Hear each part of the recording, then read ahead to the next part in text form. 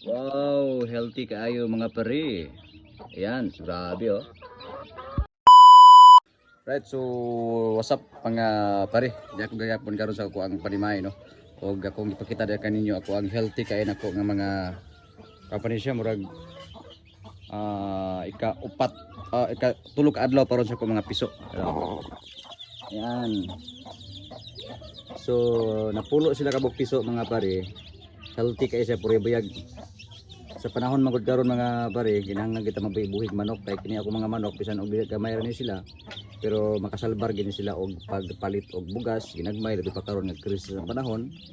Makasalbar gini sila makapangpalit-palit ta og ginagmay nga mga kuan kung ang style nako diri pag maabot na siya 1 kilo ako diri baligya. Kay medyo mahal man ang manok Bisaya ron. So para kini karon no.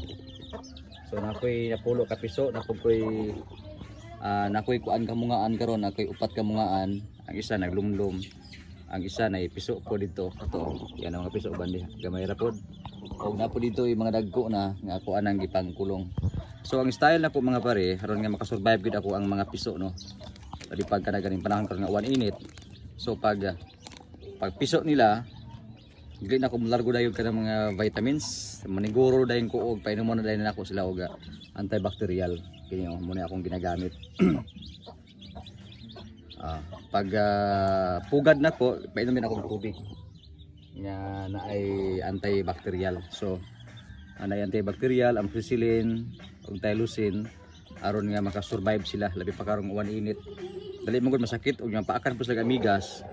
Dili po sila dayon maunsa basta kay maunahan na sila dayon og mga tambal. Kining anti-infective o antibacterial nga powder mga pare. So kung kita nimo, ayan, so grabe ka healthy sa kuang mga piso mga pare. Oh. Nakalabay nga tuig magbuhi ko diri magdunay mga piso nako, mga piso og 13 muhurot gid og ka budag ko.